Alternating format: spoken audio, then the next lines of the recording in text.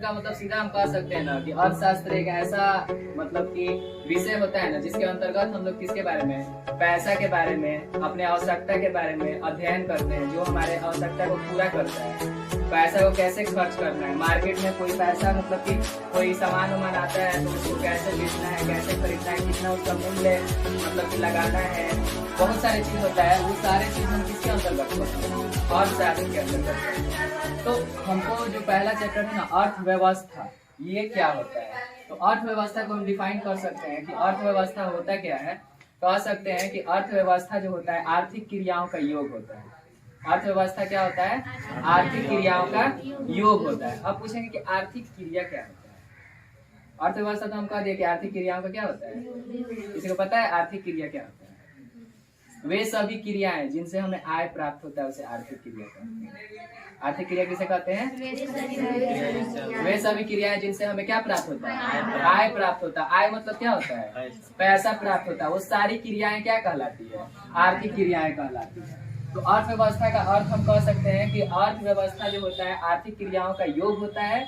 और अगर कहेंगे, पूछेगा कि आर्थिक क्रिया क्या होता है, तो वे सभी क्रियाएं जिनसे हमें आय प्राप्त होता है उसे हम लोग क्या कहते हैं, आर्थिक क्रिया कहते हैं। जैसे कि मान के चलो खेती होती है, अनाज उपजाए, जितना हमको जरूरत है उतना घर पे रख लिए, बाजार में ले जाकर बेचे। अनाज से हमें क्या मिला, बेचकर क्या मिला, आय मिला, पैसा मिला, क्या कहलाएगा, आर्थिक क्रिया कहलाएगा। ठीक है। कोई भी हम लोग काम करेंगे, जैसे बैंक खोल लिए या कोई भी काम किए, ठीक है, उससे अगर हमें आय प्राप्त हो जा रहा है, हम कहीं पे काम कर रहे हैं, अगर हमसे पैसा मिल जा रहा है तो वो सारी हम लोग क्या कहलाएगा, आर्थिक क्रिया कहलाएगा। तो अर्थव्यवस्था का डिफिनेशन हम कह सकते हैं कि अर्थव्यवस्था एक आर्थिक क्रियाओं का योग होता है। अगर पूछे कि आर्थिक क्रिया, तो वही डिफिनेशन बताएंगे, वे सभी क्रियाएं जिनसे हमें क्या प्राप्त होता है, आय प्राप्त होता है, उसे आर्थिक क्रिया कहते हैं। अब देखो अर्थव्यवस्था की संरचना, अर्थव्यवस्था की जो संरचना होता है ना उसको 3 भागों में बांटा जाता है। एक होता है प्राथमिक क्षेत्र, एक होता है द्वितीय क्षेत्र और एक होता है तृतीय क्षेत्र। इसको प्राइमरी, सेकेंडरी और टर्शियरी कहते हैं। प्राथमिक क्षेत्र क्या होता है, प्राथमिक क्षेत्र को हम लोग कृषि क्षेत्र के मतलब कृषि क्षेत्र के नाम से भी क्या करते हैं, जानते हैं। प्राथमिक क्षेत्र को किस क्षेत्र के नाम से जानते हैं, कृषि। इसके अंतर्गत पशुपालन, मछली पालन, जंगलों से वस्तुओं को प्राप्त करना इत्यादि क्रियाएं क्या होती है, सम्मिलित होती है। मतलब कि प्राथमिक क्षेत्र ऐसे क्षेत्र, इसके अंतर्गत ऐसे ऐसे चीजें आते हैं, जैसे कि पशु को पालना, बकरी, गाय, भैंस, ये सब पालता है लोग। मुर्गी पालन करता है लोग, एक जगह पे बनाकर मतलब कि मुर्गी पालता है लोग।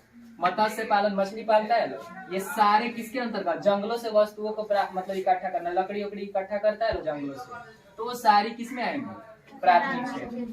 समझ में आ रहा है? सही होता है कि प्राथमिक क्षेत्र किसे कहते हैं, किस नाम से जानते हैं, कृषि क्षेत्र। और इसके अंतर्गत क्या क्या आते हैं, पशुपालन, मछली पालन, मुर्गी पालन, जंगलों से वस्तुओं को प्राप्त करना, ये आ गया प्राथमिक क्षेत्र। समझ में आया? अब बात आती है द्वितीय क्षेत्र क्या होता है। तो द्वितीय क्षेत्र को हम लोग औद्योगिक क्षेत्र के नाम से भी जानते हैं। द्वितीय क्षेत्र को किसके नाम से जानते हैं, औद्योगिक क्षेत्र। इसके अंतर्गत कोई भी निर्माण कार्य हो रहा है, जैसे रोड बन रहा है, बहुत सारे चीज बनता है, निर्माण जो भी चीज होगा वो सारे द्वितीय क्षेत्र के अंतर्गत आएगा। इसके साथ साथ गैस जो सिलेंडर विलेंडर होता मिलता है हम लोग को, पास होता है, वो भी इसके कारण। बिजली मिलता है, वो भी किसके अंतर्गत, द्वितीय। ये सारे हम लोग का औद्योगिक क्षेत्र के अंतर्गत आता है। तो हम लोग कह सकते हैं द्वितीय क्षेत्र को औद्योगिक क्षेत्र के नाम से भी जानते हैं। इसके अंतर्गत निर्माण कार्य, गैस, बिजली, परिवहन, गैस बिजली ये सब आता है, परिवहन नहीं आएगा। तृतीय क्षेत्र क्या होता है, अब तीसरा बात, तो तृतीय क्षेत्र को हम लोग किसके नाम से जानते हैं, इसको हम लोग जानते हैं सेवा क्षेत्र के नाम से। किसके नाम से जानते हैं, सेवा क्षेत्र के नाम से। तीनों को याद रखेंगे। इसको कृषि क्षेत्र के नाम से जानते हैं, इसको औद्योगिक क्षेत्र के नाम से जानते हैं, और इसको जो जानते हैं वो किसके नाम से जानते हैं, सेवा क्षेत्र के नाम से जानते हैं। तो हम कह सकते हैं तृतीय क्षेत्र को सेवा क्षेत्र के अंतर्गत, सेवा क्षेत्र के नाम से जानते हैं। और इसके अंतर्गत बैंक, जो भी बैंक में चलता है, परिवहन, एक जगह से दूसरे जगह जाने के लिए गाड़ी वाड़ी का इस्तेमाल करते हैं, बस, ट्रेन व्रेन, इस सब का। संचार, संचार यानी कम्युनिकेशन होता है। कम्युनिकेशन का मतलब होता है कोई भी इंफॉर्मेशन को एक जगह से दूसरे जगह किसी भी माध्यम से, जैसे टेलीफोन के माध्यम से, मोबाइल के माध्यम से, न्यूज़पेपर के माध्यम से, टीवी के माध्यम से पहुंचाया जाता है, तो वो सारे किसके अंतर्गत आते हैं, तृतीय क्षेत्र। व्यापार, जो बिजनेस किया जाता है, वो भी किसके अंतर्गत आते हैं, तृतीय क्षेत्र। तो तृतीय क्षेत्र को सेवा क्षेत्र कहते हैं। इसके अंतर्गत बैंक, परिवहन, संचार, व्यापार, ये सब क्या होते हैं, आते हैं। आप अपने से भी नोट्स बना ले सकते हैं अगर हम बता रहे हैं तो। सबसे पहले अर्थव्यवस्था का डेफिनेशन लिख लेंगे। आर्थिक क्रियाओं का क्या होता है? योग होता है।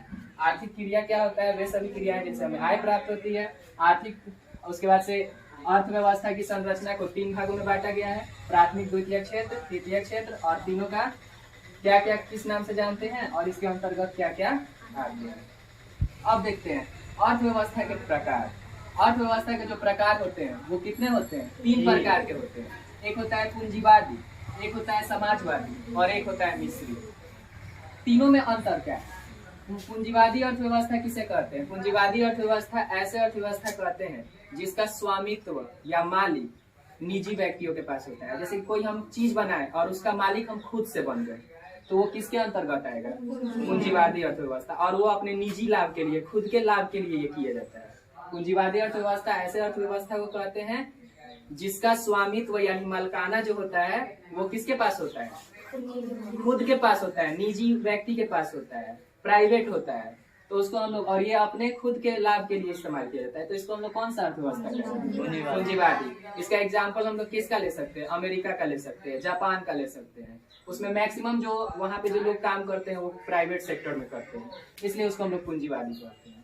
दूसरा आता है समाजवादी। समाजवादी अर्थव्यवस्था ऐसे अर्थव्यवस्था को कहते हैं जिसका स्वामित्व या मालिकाना जो होता है वो सरकार के पास होता है। इसमें निजी होता है, इसमें स्वामित्व किसके पास होता है? खुद के पास, निजी होता है। और इसका मालिकाना या स्वामित्व किसके पास होता है? सरकार के पास होता है। उसको हम लोग समाजवादी अर्थव्यवस्था कहते हैं। तो इसका डिफिनेशन हम कैसे कहेंगे? समाजवादी अर्थव्यवस्था ऐसे अर्थव्यवस्था होते हैं जिनका स्वामित्व या मालिकाना जो होता है वो किसके पास होता है? सरकार के पास होता है। इसका एग्जाम्पल हम लोग चाइना, चीन ले सकते हैं, ठीक। और मिश्रित अर्थव्यवस्था ऐसे अर्थव्यवस्था को कहते हैं जिसका स्वामित्व जो होता है निजी व्यक्ति के पास भी होता है और सरकार के पास भी होता है। उसको हम लोग कौन सा अर्थव्यवस्था कहते हैं? मिश्रित अर्थव्यवस्था। ये समझ में आया? इसमें निजी व्यक्ति के पास, इसमें स्वामित्व जो होगा वो किसके पास होगा? इसमें स्वामित्व जो होगा वो किसके पास होगा? निजी व्यक्ति के पास होगा। और इसमें जो स्वामित्व होगा वो किसके पास होगा? सरकार के पास होगा। और इसमें जो होगा मिश्रित अर्थव्यवस्था में, इसमें किसके किसके पास होगा? दोनों के पास होगा। याद हो जाएगा? पूंजीवादी अर्थव्यवस्था ऐसे अर्थव्यवस्था को कहते हैं जिसका स्वामित्व या मालिकाना जो होता है निजी व्यक्ति के पास होता है। समाजवादी अर्थव्यवस्था ऐसे अर्थव्यवस्था को कहते हैं जिसका स्वामित्व या मालिकाना सरकार के पास होता है। और मिश्रित अर्थव्यवस्था ऐसे अर्थव्यवस्था को कहते हैं जिसका स्वामित्व या मालिकाना जो होता है वो निजी व्यक्ति के पास भी होता है और सरकार के पास भी होता है। इसका उदाहरण हम लोग बार बार पूछता है एग्जाम में, मिश्रित अर्थव्यवस्था का किस देश में मिश्रित अर्थव्यवस्था होता है या उदाहरण पूछता है, तो इसका हो जाएगा भारत। भारत एक ऐसा भारत देश है जिसमें किसकी कैसी अर्थव्यवस्था चलती है? किस प्रकार की अर्थव्यवस्था चलती है? मिश्रित अर्थव्यवस्था। यहाँ पे कुछ लोग सरकारी भी काम करते हैं और कुछ लोग प्राइवेट भी काम करते हैं, तो वो किसके अंतर्गत आ जाएगा? मिश्रित अर्थव्यवस्था। इतना समझने में किसी को प्रॉब्लम? आगे बढ़े। अब देखो ये थोड़ा सा ना 4 गो टॉपिक है, इसी को पहले खत्म कर लेते हैं। सबसे पहला है वस्तु विनिमय प्रणाली। ये क्या होता है? तो जब मुद्रा की खोज नहीं हुई थी, जब पैसा की खोज नहीं हुई थी, तो लोग अपने आवश्यकता को पूरा करने के लिए वस्तु से वस्तु का लेन देन करके, बदला बदली करके अपने आवश्यकता को क्या करते थे? पूरा करते थे। जैसे 2 आदमी हो गया, एक का नाम हीरा हो गया, एक का नाम मोती हो गया। हालांकि बैल का नाम है, तो हिंदी में पढ़े होंगे लोग, बट हम इसको आदमी बना दिए। हीरा और मोती है।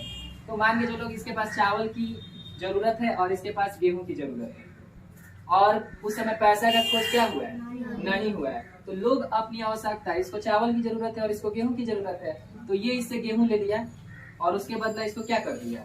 चावल दे दिया। तो वस्तु से वस्तु का क्या हुआ? विनिमय हुआ। इसको हम लोग बार्टर सिस्टम कहते हैं। इसको बार्टर सिस्टम इंग्लिश में कहते हैं। बार्टर सिस्टम का मतलब होता है वस्तु विनिमय प्रणाली। जब मुद्रा की खोज नहीं हुई थी तो लोग अपने आवश्यकता को पूरा करने के लिए वस्तु से वस्तु का लेन देन करते थे। इस प्रणाली को ही हम लोग वस्तु विनिमय प्रणाली कहते हैं। समझ में आया? किसको याद हो गया? नासिर बताएगा वस्तु विनिमय प्रणाली किसे कहते हैं? अभी तो समझाया है ना, बोलो। जब मुद्रा की खोज नहीं हुई थी तो वस्तु से वस्तु लोग लेन देन करके अपनी आवश्यकता को क्या करते थे? पूरा करते थे। इसी को हम लोग वस्तु विनिमय प्रणाली कहते हैं। समझ में आया?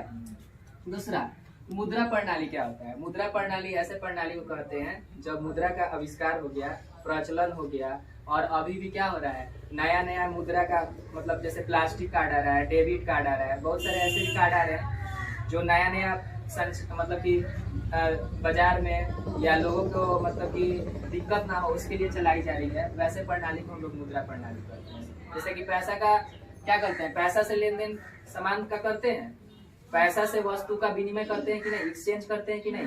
कोई सामान खरीदने जाते हैं तो उसका विनिमय किसके द्वारा करते हैं? पैसा के द्वारा, मुद्रा के द्वारा करते हैं। तो उस प्रणाली को हम लोग क्या कर देंगे? मुद्रा प्रणाली कर देंगे।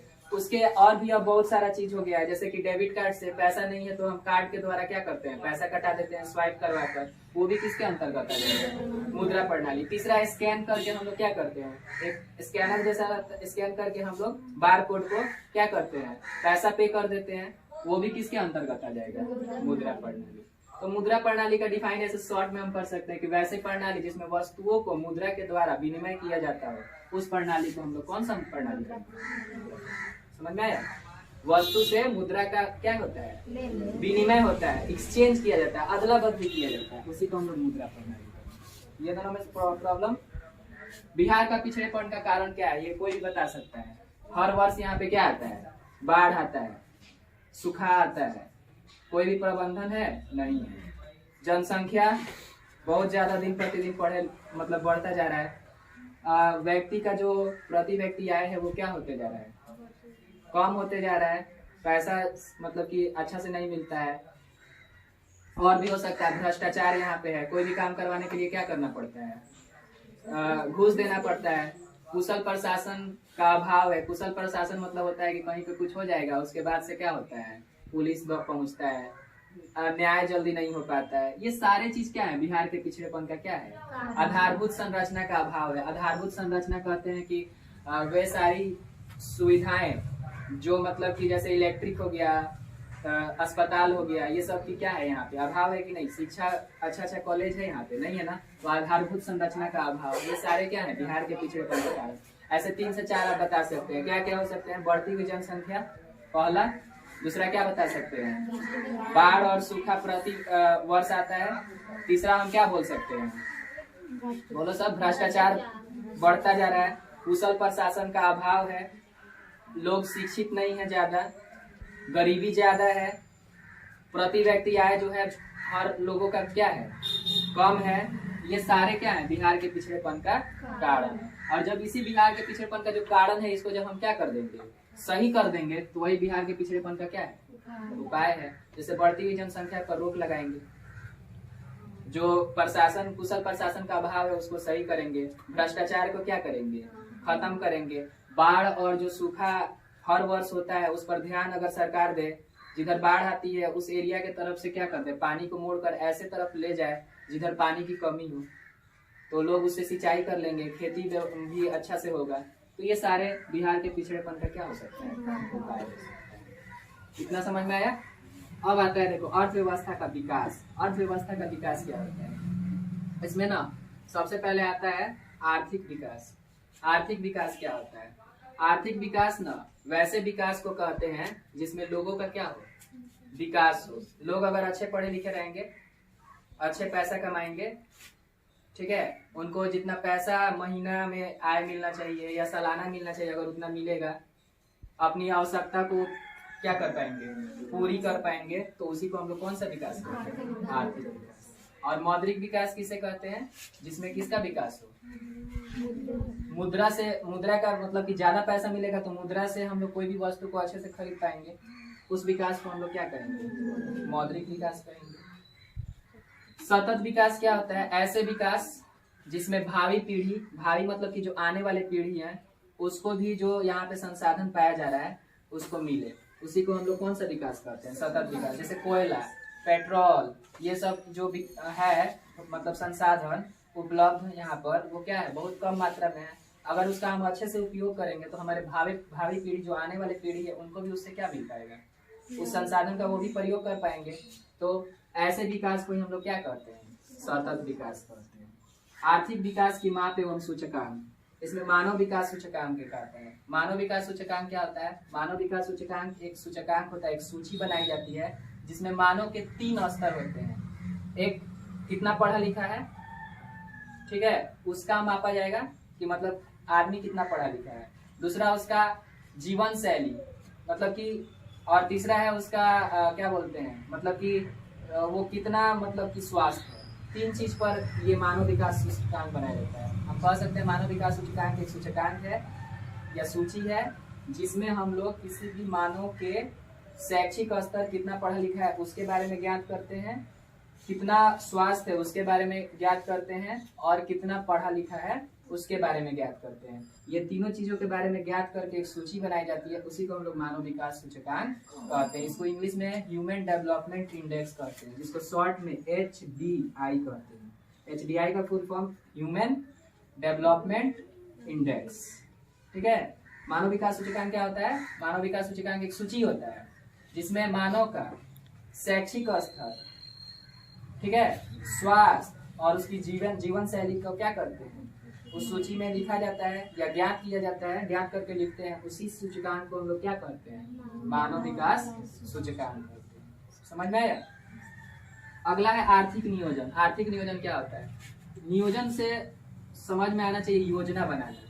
आर्थिक नियोजन क्या होता है कि यहाँ पे जितने भी संसाधन पाए जा रहे हैं उन संसाधनों को कैसे प्रयोग करना है, कितना प्रयोग करना है कि आगे वाले भावी पीढ़ी भी क्या कर पाए, उसका प्रयोग कर पाए। तो उसी को हम लोग क्या कहते हैं? आर्थिक नियोजन। आर्थिक नियोजन एक ऐसा नियोजना बनाना जिसमें हमारे पास जो संसाधन पाए जा रहे हैं उसका ऐसे इस्तेमाल करना ताकि आगे वाले आने वाले भावी पीढ़ी जो है वो भी उसका अच्छे से क्या कर पाए, इस्तेमाल कर पाए। उसी को हम लोग क्या कहते हैं? आर्थिक नियोजन कहते हैं। एक टॉपिक और छूटा है, आधारभूत संरचना। आधारभूत संरचना ये एक लिख लेंगे, बता दे रहे हैं इसके बारे में क्या होता है, उसका लिखेंगे। आधारभूत संरचना क्या होता है? आधारभूत संरचना वे सारी सुविधाएं जो मानव आवश्यकता को क्या करती हो, पूरी करती हो। अब मानव आवश्यकता का तो बहुत सारा होता है, लेकिन प्रथम आवश्यकता जैसे बिजली, आधारभूत संरचना में बिजली आ जाएगी, वो हमारे लिए सबसे जरूरी है।